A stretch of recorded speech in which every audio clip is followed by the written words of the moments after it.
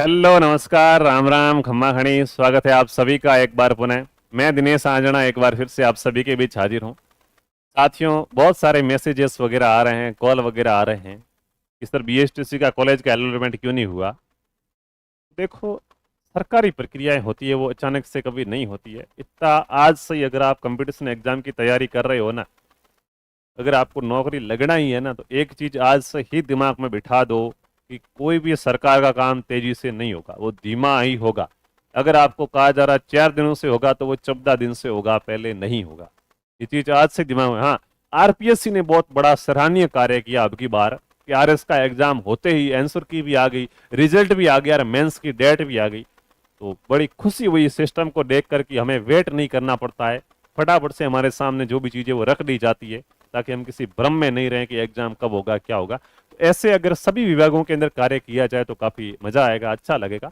लेकिन अपना बीएसटीसी विभाग है साहब, कुछ नहीं कह सकते। फर्स्ट ईयर सेकंड ईयर वालों के एग्जाम नहीं हो रहे हैं, इधर लिस्टें नहीं आ रही है, सारा इस कोरोना के बाद तो मतलब एक प्रकार से सेशन पूरे बिगड़ ही चुके हैं कुल मिलाकर, ठीक है।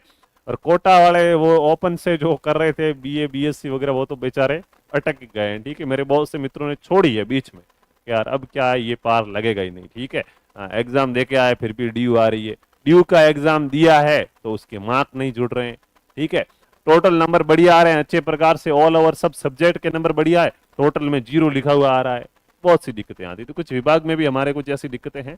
तो देखो, अभी आपका सवाल था कि सर काउंसलिंग का अलॉटमेंट कब होगा, तो देखो 18 तारीख को अपनी काउंसलिंग की प्रक्रिया पूरी हुई है। अब 7 दिन हो चुके हैं, तो अब लगभग 7 से 10 दिनों के बीच में संभावना बनती है भाई 7-10 दिन होने जा रहे, तो अब तो क्या है, अलॉटमेंट हो जाना चाहिए, ठीक है।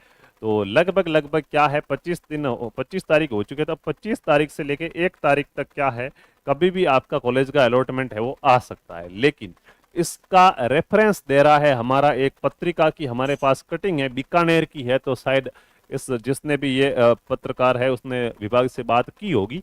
तो इसने कहा है कि इसी सप्ताह क्या है, इसी सप्ताह आवंटन किया जाएगा। मतलब ये बताया जा रहा है कि आज से लगभग 3 से 4 दिनों के अंदर क्या है, 3 से 4 दिनों में आपका जो कॉलेज का अलॉटमेंट है वो आ जाएगा, ये इस पेपर के आधार पर कहा जा रहा है।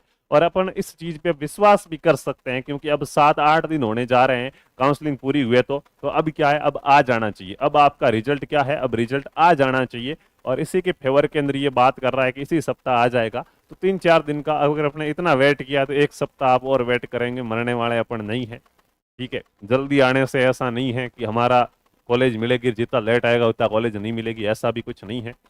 विभाग का काम है, देखो मैं कुछ कर नहीं सकता, आप कुछ कर नहीं सकते, वो अपने सिस्टम से ही काम करेंगे, अपनी वहां पे चलेगी नहीं, ठीक है।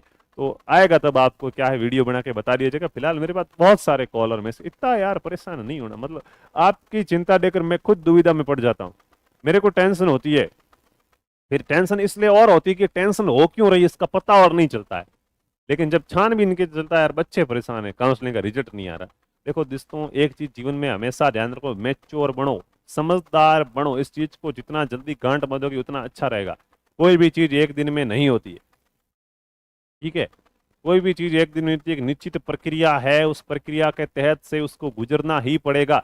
आज खेत में बीज डाल दिया, दूसरे दिन देखो यार क्यों है, फसल हुई क्यों नहीं, उगी क्यों नहीं। अरे यार भाई साहब, उसका अंकुरण होगा, पत्ते निकलेंगे, बड़ी होगी, आखिरकार जो आपको उससे लाभ प्राप्त होने वाला, जो अनाज मिलने वाला बाजरे से, उसको टाइम लगेगा कुछ।